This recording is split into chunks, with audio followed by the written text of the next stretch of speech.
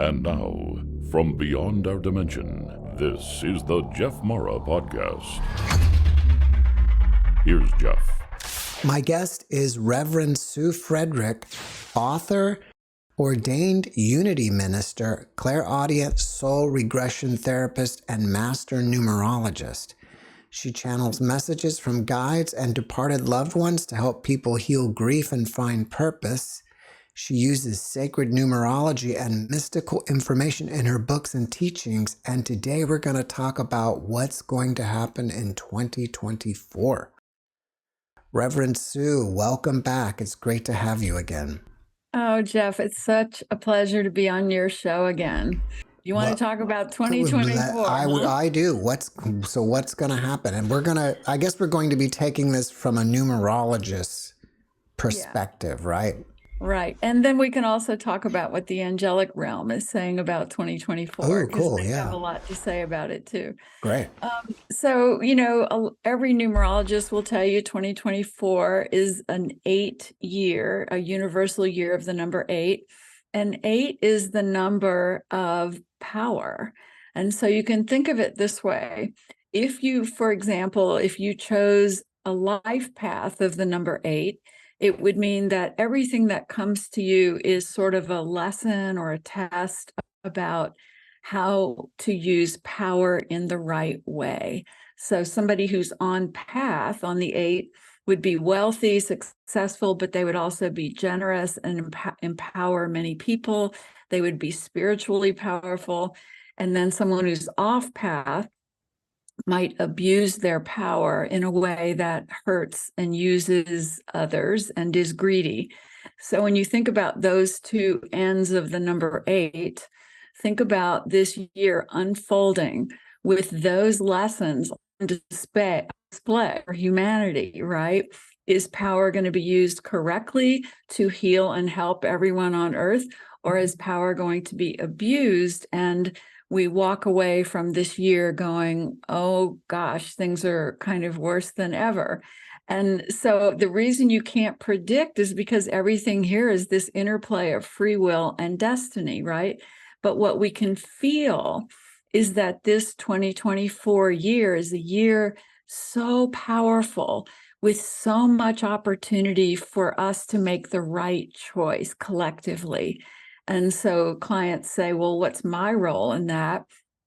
Well, all of us, our role is to use our spiritual power, our personal power, our energy power in the absolute right way in the world, no matter how crazy things might get. So, Jeff, that would mean that we still love on each other. We don't get outraged by things that might happen and hate on each other, and that we just keep holding a light of compassion, forgiveness, and love for others, even if we politically disagree with them, which is the really hard part, right? And we hold that light so strongly in our lives and in our spiritual practice that the people who are all about abuse of power or greed of power or money, we outshine them with our light. That's a quick summary.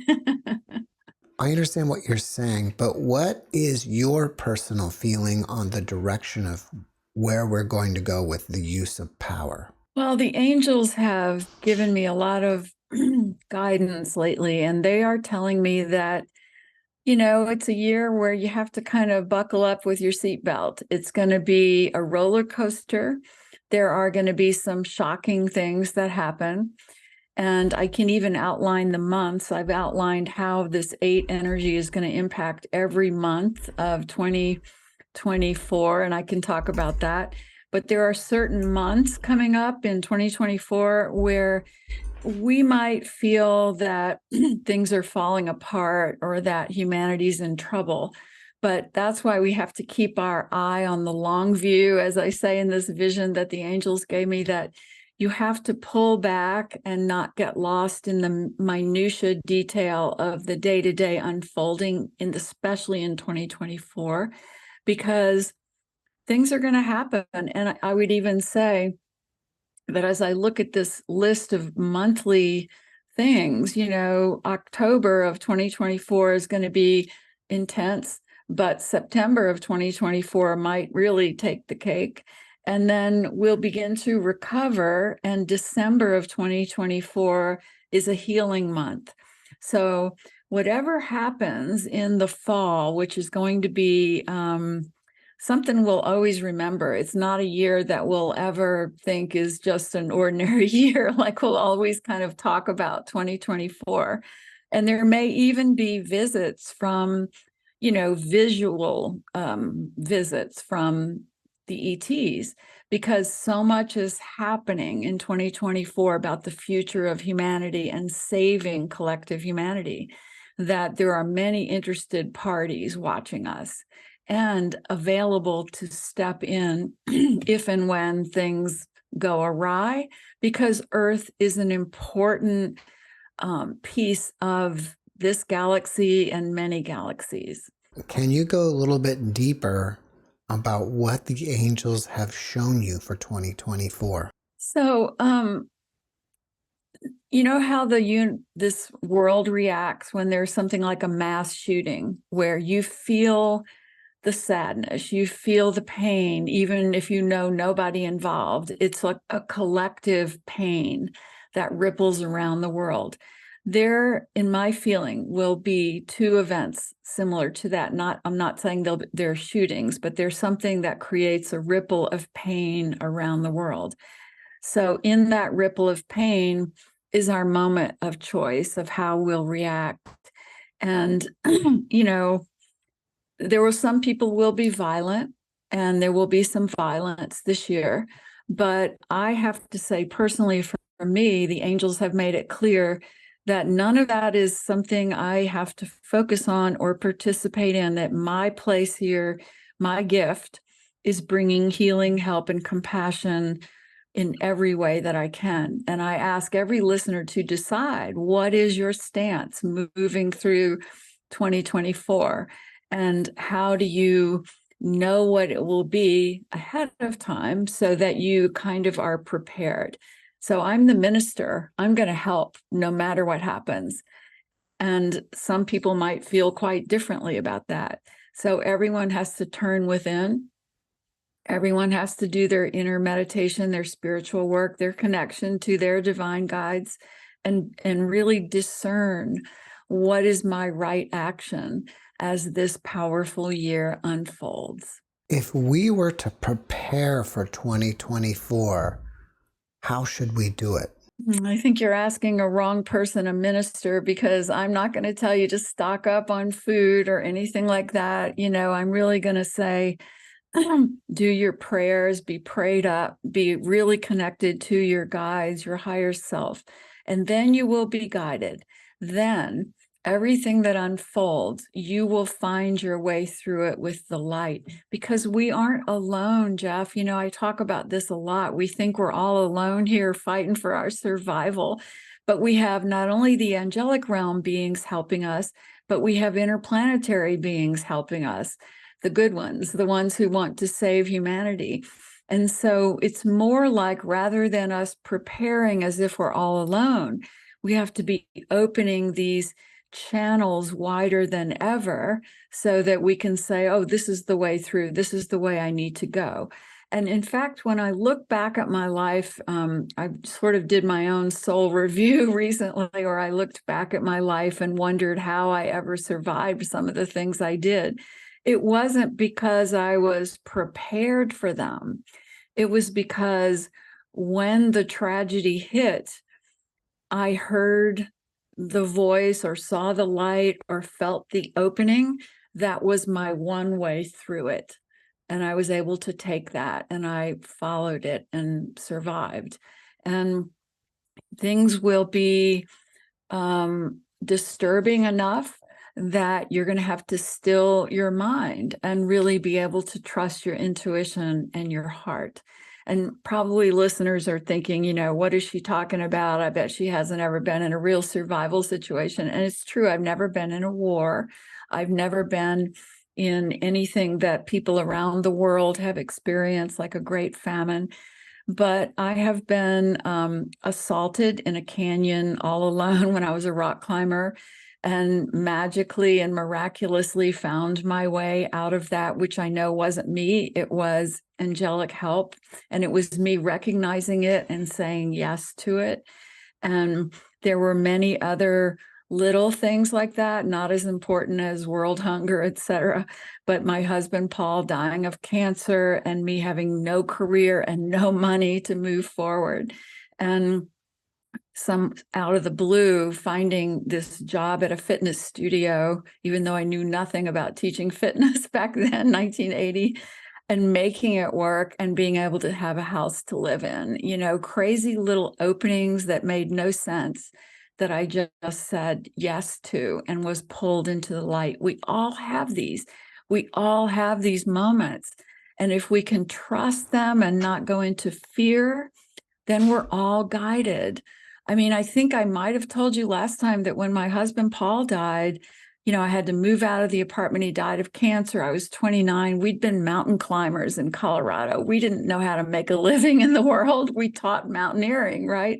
And suddenly I couldn't even do it anymore. I was so devastated by his death. So I didn't even know where to live. And Paul gave me a dream the night before of exactly what the apartment looked like. And then I magically said yes to the nudge to turn into a certain driveway and found it. And it was something I could afford. Those are the little intuitive nudges that save our life when we need it. And all of us have that. And we all have to rely on it more than ever in 2024. I feel that opportunities come by all the time, and it's just up to us to take advantage of them. Would you say that's true as well as these other intuitive nudges? And yes, and that's the free will part of being human, Jeff, you know, that we're always like, even in career, I help so many career clients, right? And somebody will be stuck in a horrible job that's really sucking their soul away. And they're just telling themselves, well, if I want the big 6-figure income, you know, in the stock shares or whatever, I have to stick with this. And then meanwhile, their health is falling apart. Their family relationships are falling apart because it's not the right job for them. And then they just either meet a person and suddenly that person gives them an idea and they follow up on it.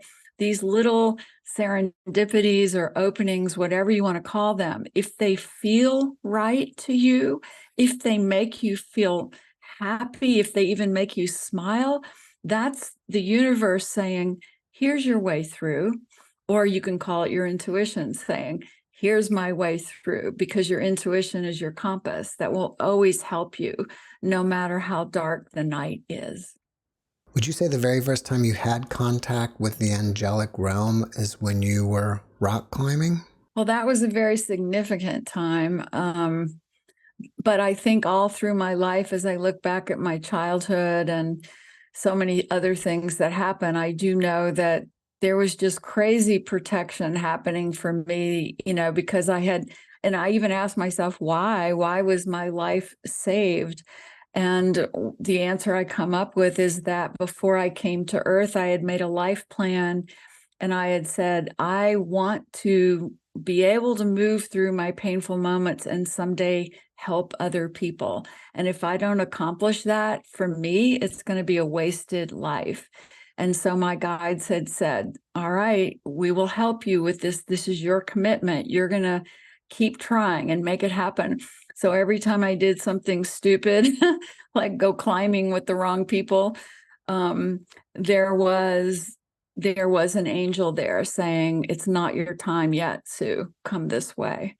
And that's not true for everyone. I know there are many tragedies that happen in life, and we all have our own different life plans and soul plans.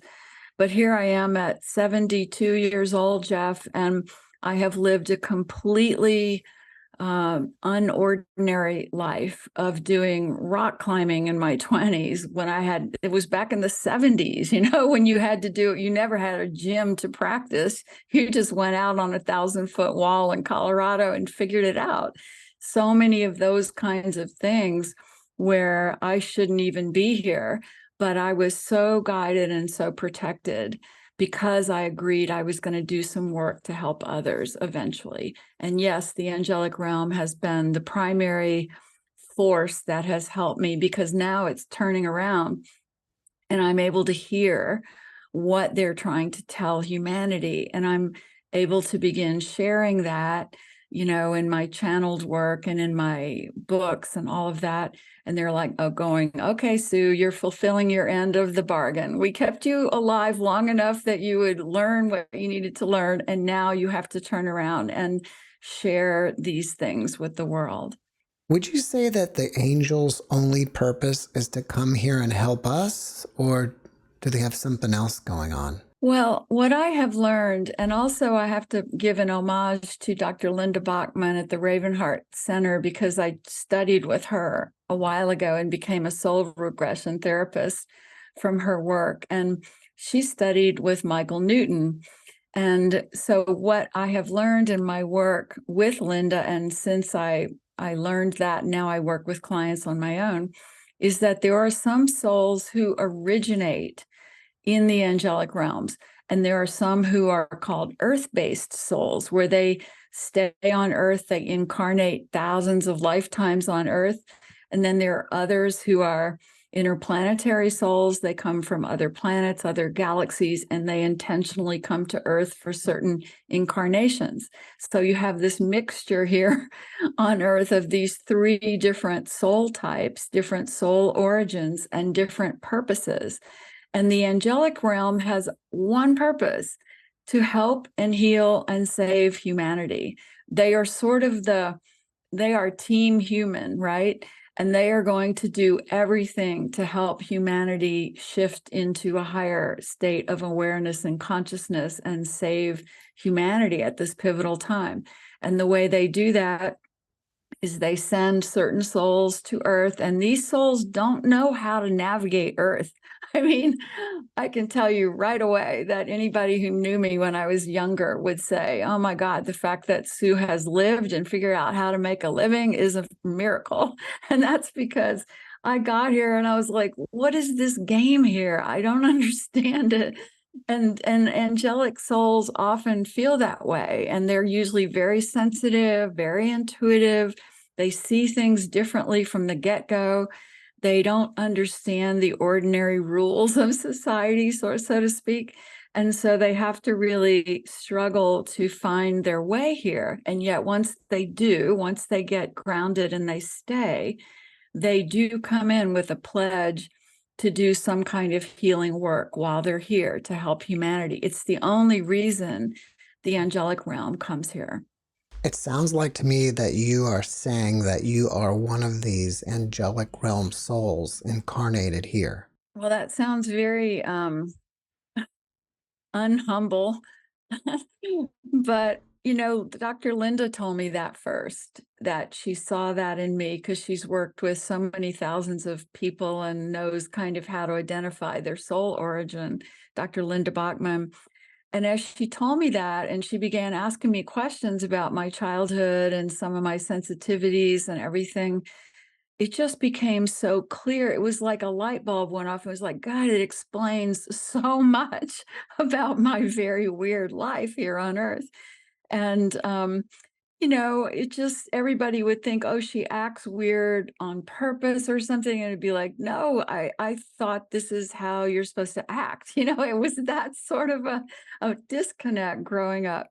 And so I do know from Linda, and also now from talking to the angels, very much that, I agreed to do this. And I haven't spent many lifetimes on Earth at all. And that's part of the problem. Like, once you spent hundreds of lifetimes on Earth, you understand the game here better. You understand how to play it, how to be tougher, how to make a living, no matter what the culture is. And all of those things have been enormous mysteries to me through most of this lifetime. And Jeff, I think you're an angelic soul too. It definitely feels that way to me. Well, thank you. And while we're on the subject of me, I think this is a good time to transition to this. You have some kind of soul path calculator on your website. And I thought it would be fun that if we plug in my numbers and see what comes up, and you can explain it to us. That's awesome. All righty. All right, so we're here on your website, and I will reveal my birth month and birthday and all that stuff, and we'll see what happens. So I'm in May 21, 1970, and 2024 is our current year, right? All right. So let's see what happens. Tricky. I almost didn't think 2024 was our current year. I'm still getting used to it. You beautiful Gemini 7 path.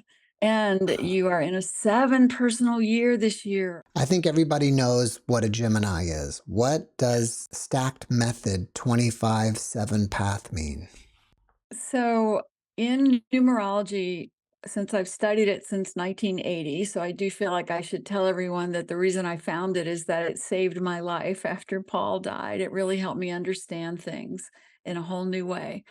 But what it means is when you add your date of birth and digit it all down to a single digit, some numerologists only look at that final single digit, which would be in your case the 7.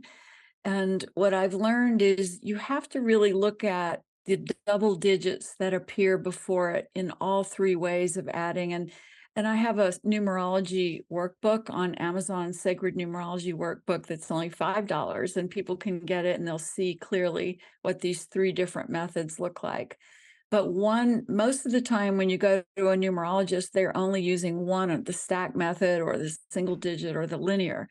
And as we look at this, Jeff, to me, it describes the 25 in front of the 7 is all about connecting with people and having an open heart.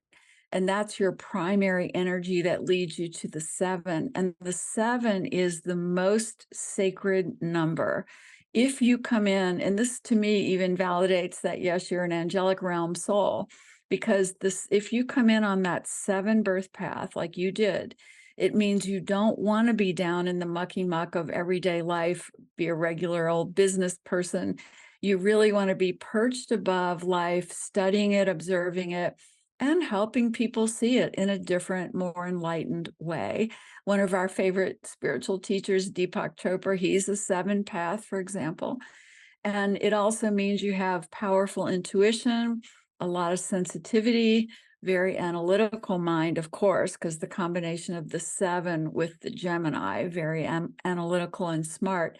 So your learning curve, your arc of learning in the life is about getting out of your head and into your heart, trusting your heart and your intuition more and more as your life path evolves. And clearly we know you're doing that, or you wouldn't be running the JeffMara podcast that we know and love so well. But following your intuition this year in 2024 is really important for you, because now you're in a 7 personal year. Whenever the personal year lines up with our life path, our soul mission, it means that we are on purpose more than ever. Just hope the viewers can see the whole thing here. So in other words, because you're on this 7 personal year in 2024, your intuition is going to guide you completely about who to interview, the topics to discuss, the stand to take as the world goes through the bumpy road that's happening in 2024. You may even be writing a book this year. You're just on fire with doing your work and following your path and claiming your personal intuition. And you're also in your early 50s, which means you've entered the phase of your lifetime where you're leading up to the second Saturn return, which hits us in our mid to late 50s, that people call it a challenge, but I think it can be a gift. It's basically your soul saying, hey, Jeff, your greatest potential has not been completely fulfilled yet in your work. And so now is the time, now or never, to step up to it and fulfill the soul mission you agreed to accomplish here. And so that plays out as maybe tension or a need for change, or one way you've been going doesn't work out, so you have to tweak your direction a bit. But once you're on that path like you are, it's just more a matter of tweaking it, going to television, whatever it's going to be for you, and really letting it unfold in a bigger way, going to conferences, being a channeler yourself. I know I'm putting it all out there, but these are all very good possibilities for you. And the other thing that's going to be interesting is that 2025 for you is your 8 year, the year of working with money and power. Just like we said, the universe is working with that number this year. You personally work with it in 2025. And then in 2026, you're at the end of a cycle and you're in Saturn return. 2026 is going to be your huge year of change and transformation.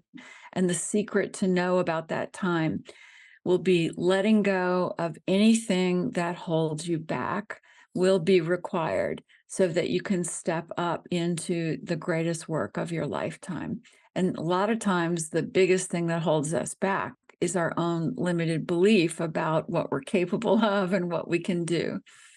That's got to go. If somebody goes to your website and fills out this information, do they reference your book to understand what all this means? I mean, when they start looking Yeah. at the stack method and the linear method, or can they look at that online? Or Yeah, there's a little secret on my website that I'll take you to if I'm not sure how to do this with screen sharing, but there's a page on my website. I can't get to it from here. There's a page. There we go. So I think it's this page that has there it is. Oh, that's not it. Where's my workbook download? On one of these pages, I have a free workbook download. And I will find it, Jeff, and I'll come back and tell it to you, and you can send it to the listeners. But that would allow you to just download a PDF that would explain these addition things. Gosh, I wish I could find it. Anyway, so that you don't even have to buy my workbook if you do it that way. But the advantage of the workbook, and you can see the workbook on my homepage. Let's see. Here's the workbook right here. The advantage of the workbook is that in the back of it, there are sheets. I mean, if you print it out from the website, it's like 80 pages long, and it's a pain to print it out. But if you go to Amazon and get it for $5, then it shows you exactly how to add all these things. And it shows you how to do a soul review of your path. So for example, in the workbook, you would find at the end for you, Jeff, there's a 7-path sheet. And it's just in the workbook in the back. And you would write your year of birth, and you would write every year of your life on the columns of the page. And you would get to see every 9-year reinvention point that you hit, how you moved through it, how you reinvented, and you'd get to see exactly where you are now at this pinnacle point in your life of stepping up to your greatest work, your greatest life. And you would see it all mapped out. It's like doing a soul review with a map in front of you to see it. And that way you can go, gosh, every time I hit one of those changing points, I kind of resisted it, and resisting it made it harder. Or some people will say, or every time I hit a change point, I jumped way ahead too quick and I didn't have to do that. And that's in my case, for example, every time I would sense there was a change coming, I would do some big dramatic move, like move to Mexico or something. And so as you see your pattern and you go, oh, I don't have to run from these changes. I just have to move through them knowing that they're on purpose, that I agreed to them, and that there's a way forward. So that's what the 9-year reinvention cycles help you with.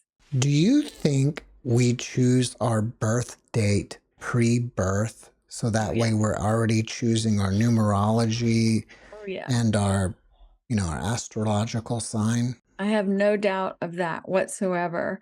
And it's also one of the things that set my numerology approach apart from other numerologists, because I believe it's all about the soul, and that's what I've been shown. That's what I've always been led to understand and learn, that the soul is more powerful than any circumstances.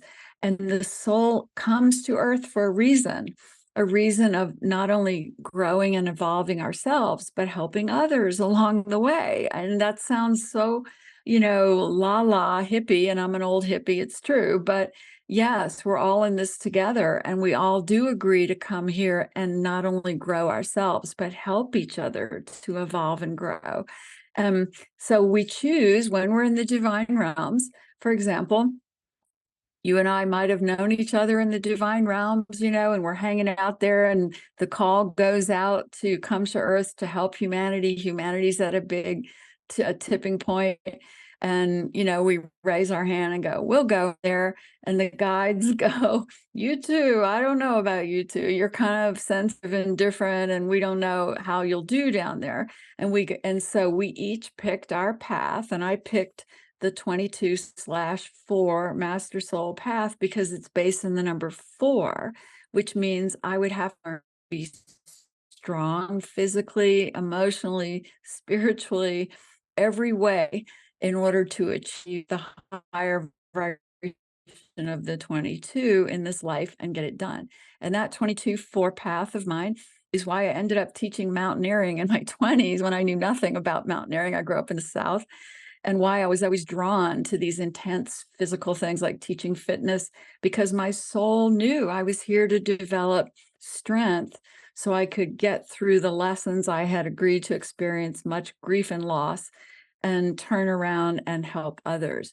You, Jeff, chose the 7 because you said, I want to be smart, I want to be intelligent, I want to be able to learn whatever I put my mind to study. And then I want to be able to bring a healing energy to the world with all of that awareness and intelligence and meld the heart with the mind.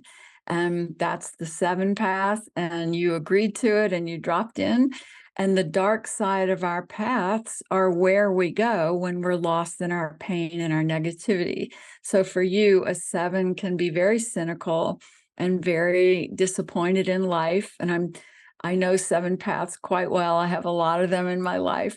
Or they can really step into their spiritual viewpoint and feel much more optimistic and positive and loving. For me, when I'm in the dark side of my path, the 22/4, everything on earth feels way too hard for me. It's like go to bed in your jammies and don't get up for 10 years. But I mean, I never could do that, but that's been the impulse sometimes. It's like, this is just way too hard.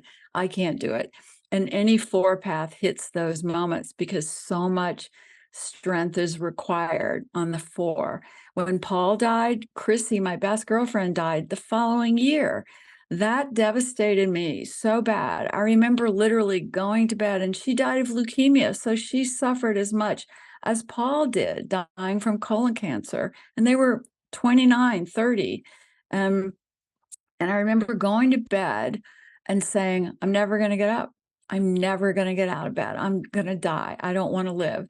And then, the next day I'm thinking, gosh, I want to write about this. I want to write about Chrissy. I want to write about Paul. And suddenly I'm getting out of bed and going to my typewriter and starting to write. That is how our soul path takes us forward so that we can accomplish what we've come to do. And yes, we planned it. Before we started recording, you told me about how an angel visited you during a session, and you have pictures of that. Yes, Can we talk about that? Yes, this is a beautiful thing that happened.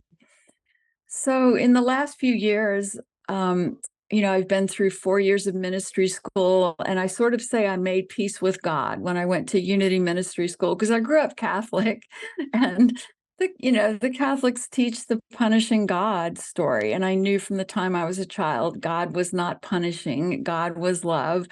And that I loved the Mother Mary, and I always did feel angels around. But it wasn't visceral, I would say, until the last few years. And one example is I work with clients every day on Zoom, and I have my office where I sit to do that. Same room I always sit in, same lights, same windows. And one day I'm working with a client and I look up at my ceiling. You can't really tell, but the white part of the picture is the ceiling and the yellow is the wall.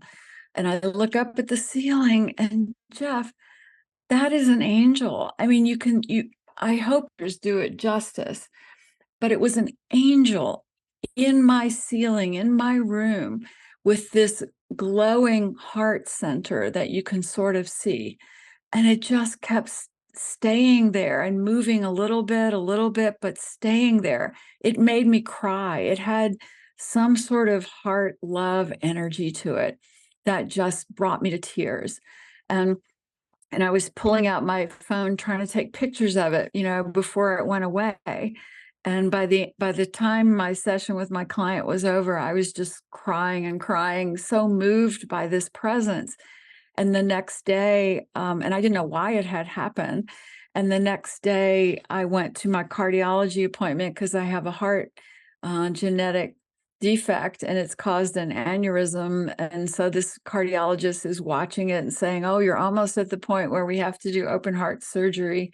And I really don't want to do that. And after this angel appeared, the next morning was my scheduled appointment with my cardiologist. He did all the usual tests that he does, and the aneurysm had shrunk from 4.7, and he wants to do surgery at 5.0, and it's been moving up constantly. It's shrunk from 4.7 to 4.3.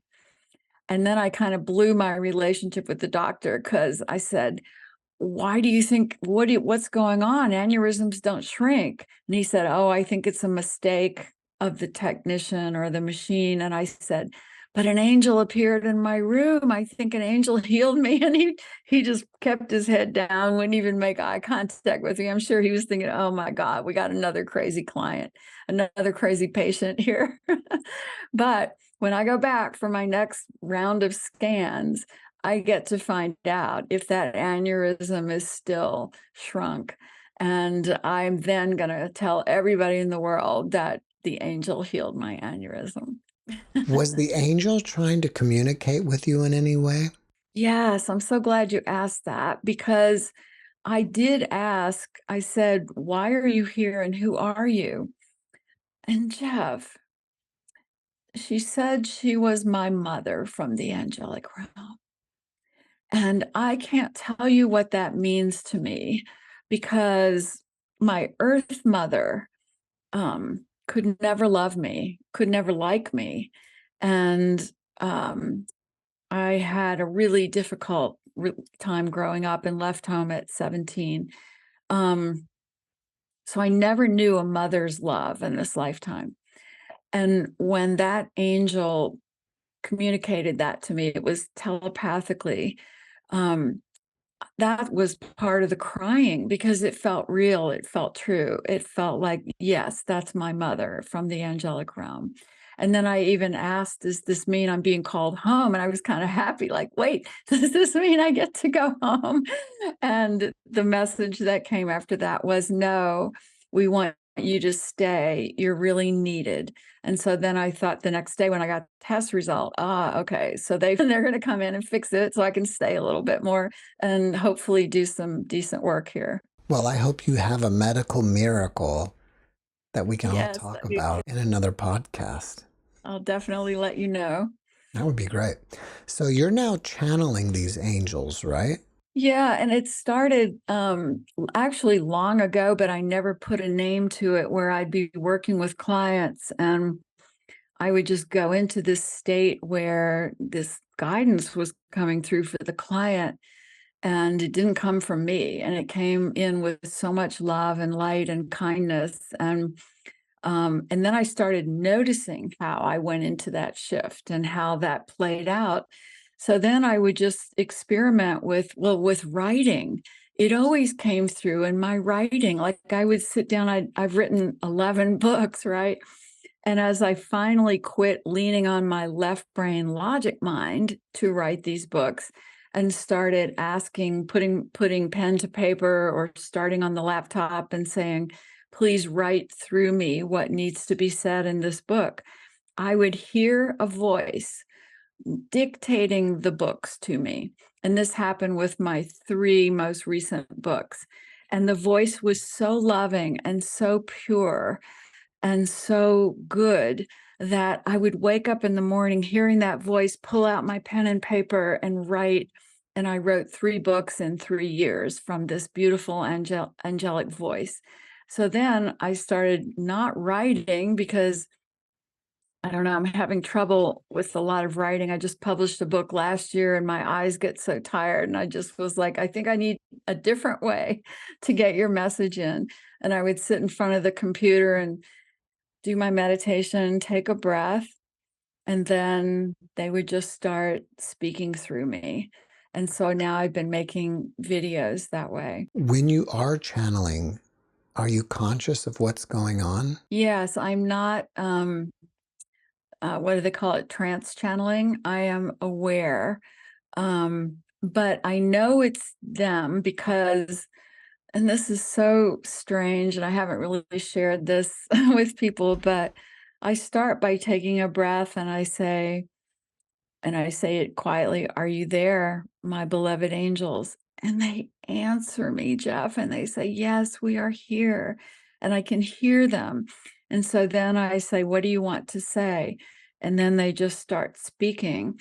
And it comes through me in a way that shifts my energy, shifts my emotions, opens my heart, lifts me up, shifts my vibration. So that I know it's not just Sue Frederick, sitting here making it up, because I might be having a really bad day. But the minute that I ask for this, it changes my whole demeanor.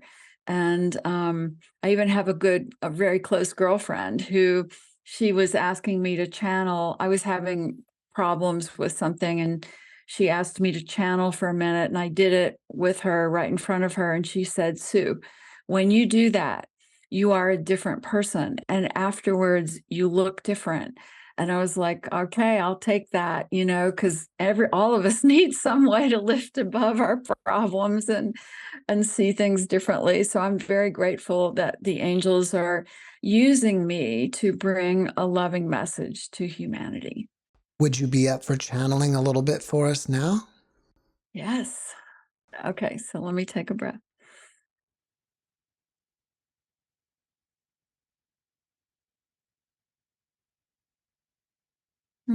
We are so delighted to hear this conversation between 2 souls that we know and love, and we know are doing important work on the world. This conversation is the kind of conversation that will help humanity. So many of you there on Earth know that this is a time of shifting frequency on Earth to save the planet. And yet to be in fear is the opposite of the higher frequency that humans need to shift. And so it is voices like yours and like Jeff's and like many others that help shift a frequency to a higher vibration where solutions can be found and where other beings can step forward and make changes.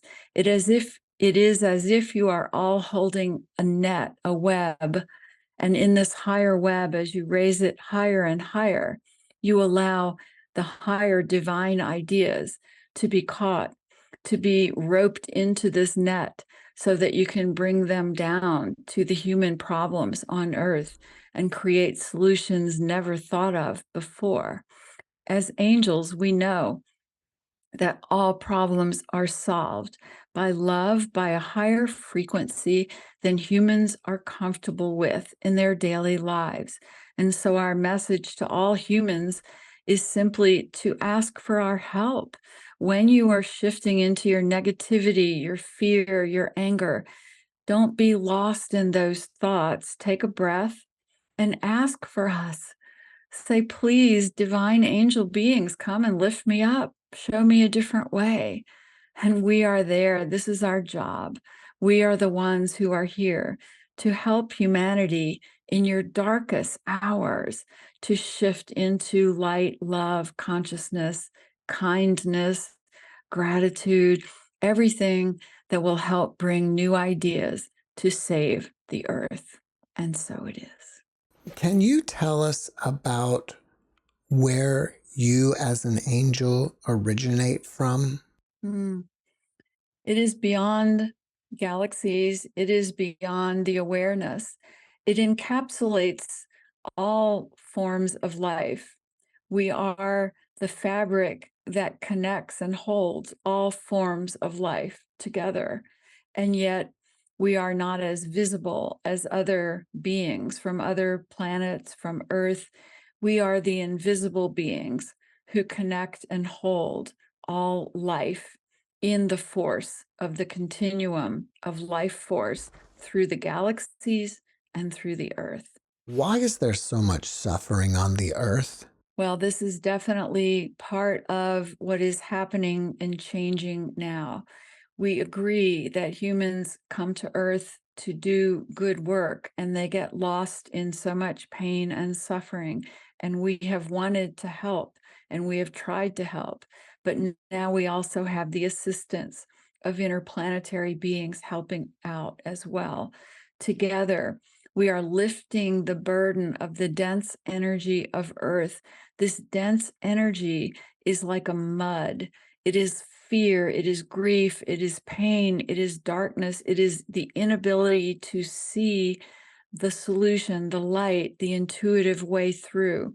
And as we lift this dense energy, humans will be able to clearly see the path through their problems, to clearly feel and know that they are being loved from the higher realms and from their departed loved ones, and that they're not alone. We are thinning the veil with the purpose of eliminating the veil when humanity is ready, so that we walk on the earth and in the divine all at the same time. Do you think it's possible that a soul could possibly reincarnate as either a star or a planet? We have watched consciousness grow over the eons, grow stronger and brighter and more capable of everything. And so, yes, we do know that the stars are more than we think they are, that humans don't understand exactly how the galaxies work and how the stars work. And so we ask all of you to open your minds, because we cannot open your hearts unless you also open your minds, and to say that you don't understand all of it. You don't understand how it works. And let us just illuminate it for you and show it to you and teach it to you. We will come to you in your dreams. We will lift you out of your body. We will meet you in your NDEs. We will elevate you when you are grieving. We will give you the shared death experiences so that you travel with your departed into our realm to see the beauty and the divine order from here. It is so much vaster than the human mind can comprehend. Part of the problem has been the limited possibility of the logic mind to decipher reality. But as we shift the veil, the logic mind will no longer be required to understand how things work. What kind of message do you have for people out there that are suffering over the loss of a loved one? Your loved one is filled with love and joy the minute they leave that body. You have to trust this. It goes against all beliefs on earth, but your loved one is so much happier out of the body, as you will be when it is your time to cross back into the higher realms. The lower realm of earth is the pain zone, the zone of struggle, of dense energy, of not seeing the truth and understanding the whole picture. But when we take our final breath and we are free of this, we step into the love, the light, the beauty of the higher realms. This is where your departed loved ones are. They are working overtime to show you this, to show you how great they feel, how much they love you, how they want to see you be happy and continue with your life, accomplish what you came to do. And so if you listen, if you quiet the mind, if you open the heart, if you drop your cynicism and trust that you do not know everything,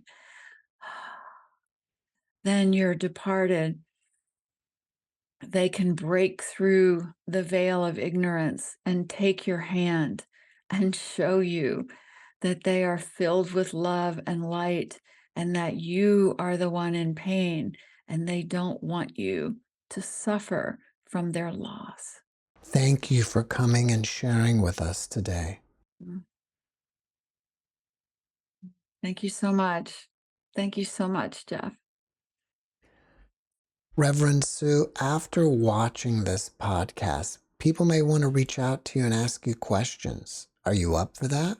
Yeah, my website is suefrederick.com, and my contact information is on my website, and they can email me, or they can leave a message through my website, and I will help whoever I can. But also on my website, they'll see that I have classes.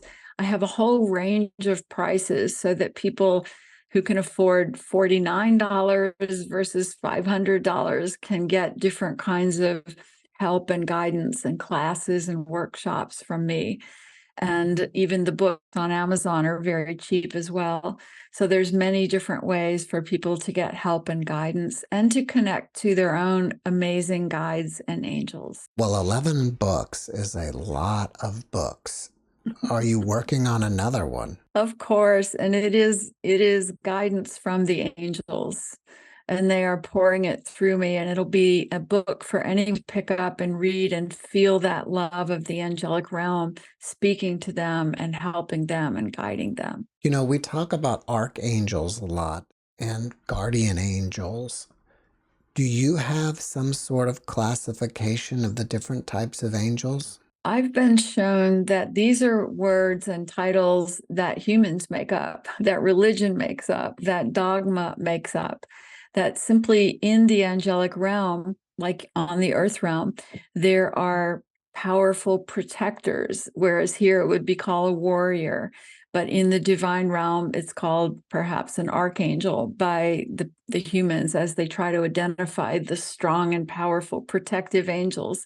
And I know that I am not one of those. I am one of the more gentler, just helping out with love and heart and healing energy to people. And that has its own category in the angelic realm.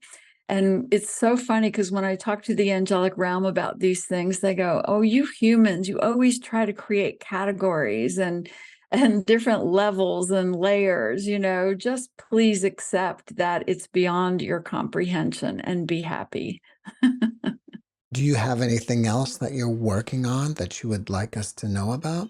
Well, I'm going to be speaking at an amazing conference in March. It's the Sedona Ascension Retreat, and it's on my workshop, on my website.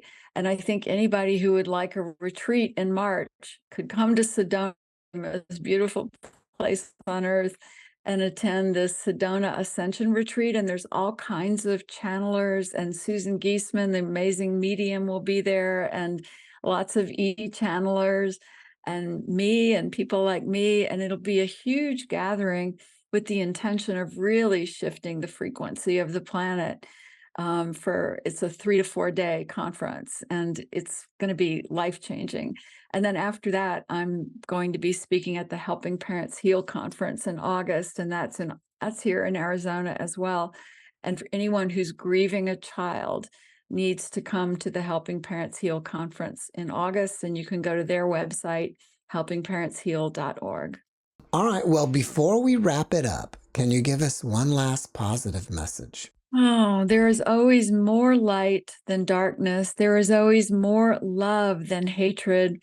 It is just that the hatred is loud, the darkness is frightening, But the more we lift and choose to focus on the light, to focus on the love, we realign with our higher selves, and we lift out of our own pain, our own fear.